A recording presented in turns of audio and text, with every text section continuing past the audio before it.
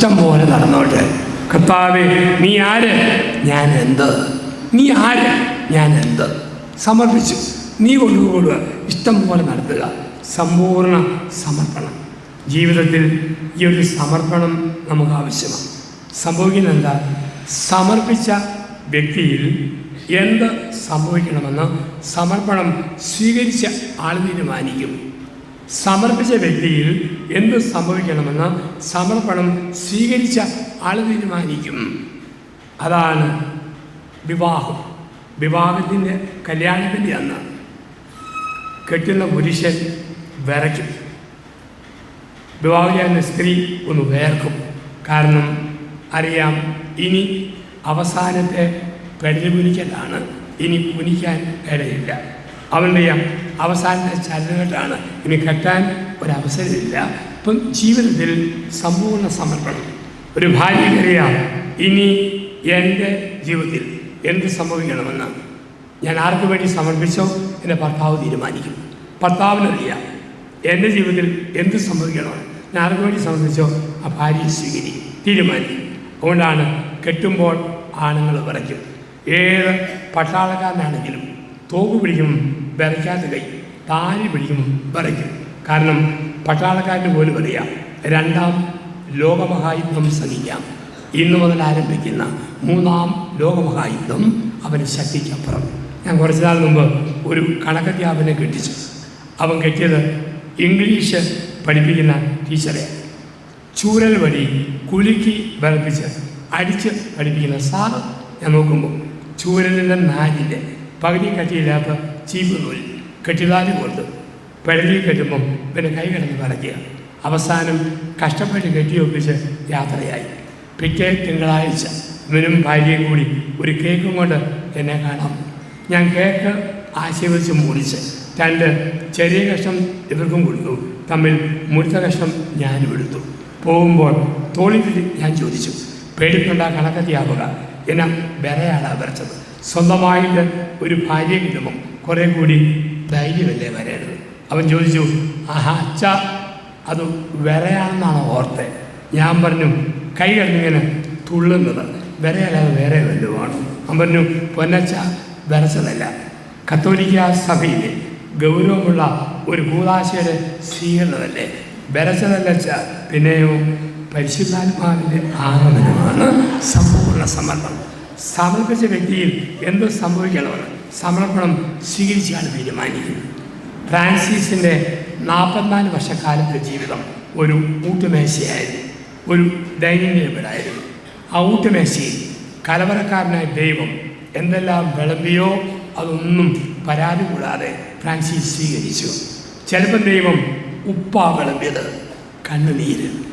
ചിലപ്പം വിളമ്പ് പാവയ്ക്ക, കയ്പുള്ള അനുഭവം. ചിലപ്പം നെല്ലിക്ക, ഇന്ന് കയ്പ്, നാളെ പുളി, നാളെ കഴിഞ്ഞ് മധുരം. ചിലപ്പോൾ ഇന്ന് തേൻ, മധുരമുള്ള അനുഭവം. എന്ത് വിളമ്പിയപ്പോഴും ഫ്രാൻസിസ് പറഞ്ഞു, ഇതാ കർത്താവിൻ്റെ ദാസൻ, ഇഷ്ടം പോലെ നിൽക്കട്ടെ. ഇപ്പം സമ്പൂർണ്ണ സമർപ്പണം ഫ്രാൻസിസിനെ ആനന്ദിപ്പിച്ചു. ഫ്രാൻസിസൻ ജോയ്, ഫ്രാൻസിസൻ ആനന്ദം. 1, ദൈവം തൊട്ട ജീവിതം. 2, പരസ്നേഹ പ്രവൃത്തികളുടെ ജീവിതം. 3, പരാതിയില്ലാത്ത ഫ്രാൻസിസ്. 4, സമ്പൂർണ്ണ സമർപ്പണത്തിന് ഫ്രാൻസിസ്. 5, അവസാനമായി നമ്മൾ കാണുന്നത് ഫ്രാൻസിസ് ആനന്ദിച്ചതിൻ്റെ കാരണം. ഫ്രാൻസിസൻ ആധ്യാത്മികൻ. നഷ്ടപ്പെട്ട കർത്താവിനെ കഷ്ടപ്പെട്ട് കണ്ടുപിടിക്കണം. നഷ്ടപ്പെട്ട കർത്താവിനെ കഷ്ടപ്പെട്ട് കണ്ടുപിടിക്കണം. ഇതാണ് ഫ്രാൻസിസ് ചെയ്തത്. 20 വർഷക്കാലത്ത് ദൈവത്തെ മറന്നു, ലോകത്തെ ഓർത്തു. ദൈവം തൊട്ടുകഴിഞ്ഞുള്ള കാലഘട്ടം മുഴുവൻ എവിടെയെല്ലാം കർത്താവിനെ കണ്ടെത്താം ഗുഹയിൽ പോയി പ്രാർത്ഥിച്ചു. വേദവസ്ത്രം മുത്തിക്കൊണ്ട് കുരിശ് കണ്ടപ്പോൾ മുട്ടുകുത്തി. അസീസിയിലെ കുരിശ് നോക്കി മുട്ടുകുത്തി അസീസി പുണ്യാളൻ ആദ്യം പ്രാർത്ഥിച്ചു, ഈശോ മിശിഹായെ, ഞങ്ങളങ്ങനെ കുമ്പിട്ട് ആരാധിക്കും.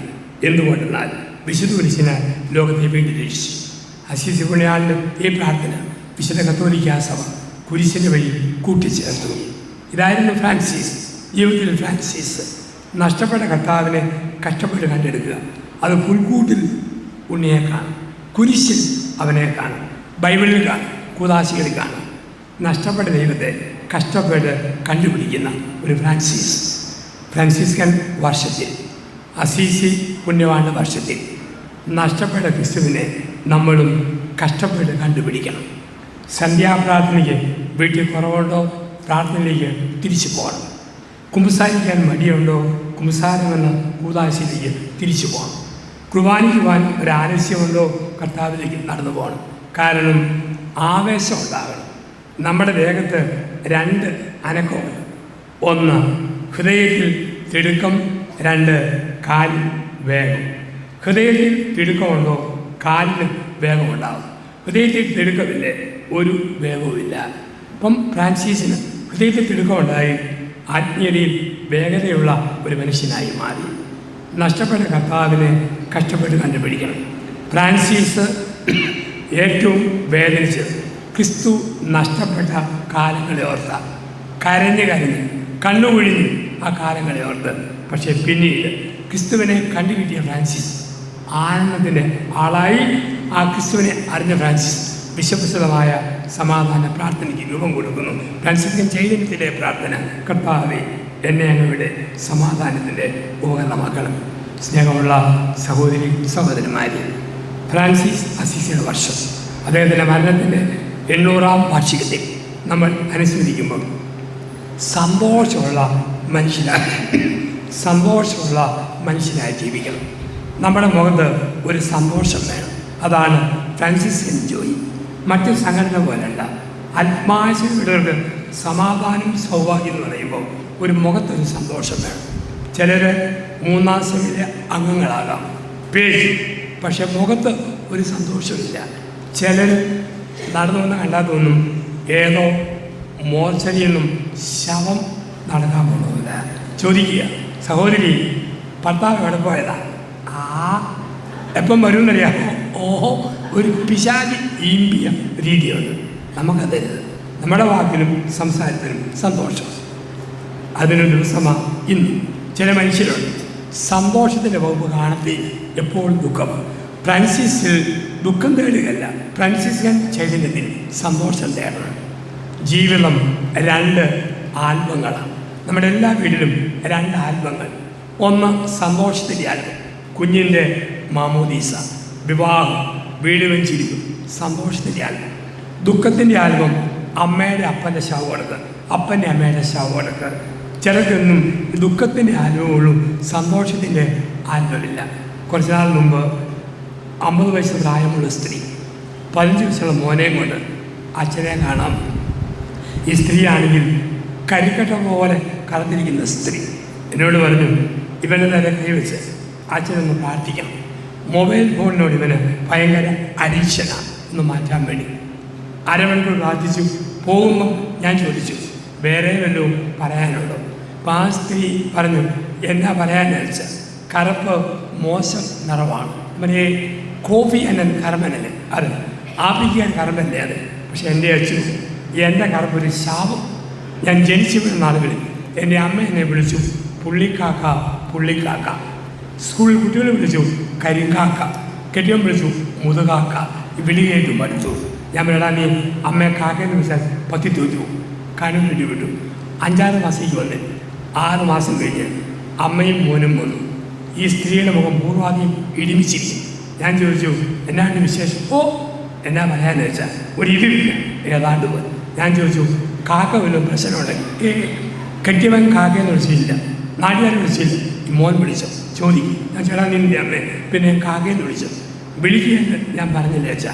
പിന്നെ അമ്മയുടെ ദുഃഖം എന്നാ? അച്ഛൻ അമ്മയോട് തന്നെ ചോദിക്കും. ഇതേ കെട്ടിയവൻ വിളിച്ചില്ല, നാട്ടുകാർ വിളിച്ചില്ല, മോനും വിളിച്ചില്ല, പിന്നെ ഞാൻ സങ്കടം. അപ്പോൾ ആ സ്ത്രീ പറഞ്ഞു, എൻ്റെ അച്ഛോ ഇവൻ എന്നെ കാക്കയെന്ന് വിളിക്കണ്ട, പിന്നെ എപ്പോഴെല്ലാം എന്നോട് അരിശം വരുമോ, അരിശം വരുമ്പോൾ ഇവൻ എന്നെ ഇങ്ങനെ കാണിക്കും. ഇതാണ് പ്രശ്നം. ഫ്രാൻസിസിൻ്റെ കാലത്ത് ചില സഹോദരന്മാർ ഇങ്ങനെ കാണിച്ചു, ഒന്നും പറ്റിയില്ല. ഭർത്താവ് ഇങ്ങനെ കാണിക്കും, തളരരുത്. ഭാര്യ കാണിക്കും, മക്കൾ കാണിക്കും, തളരരുത്. ഒരു ഫ്രാൻസിസ്കൻ പ്രകാശം മുഖത്തായിരിക്കട്ടെ, അങ്ങനെ പ്രകാശിക്കുവാൻ അസീസി പുണ്യാളിൻ്റെ സ്വർഗപ്രകാശത്തിന് 800-ാം വർഷം നമ്മൾ വിളിക്കുന്നു. ആ കൃപയിൽ ആ ശൈലിയിൽ ആയിരിക്കാം സമാധാനം, സൗഭാഗ്യം.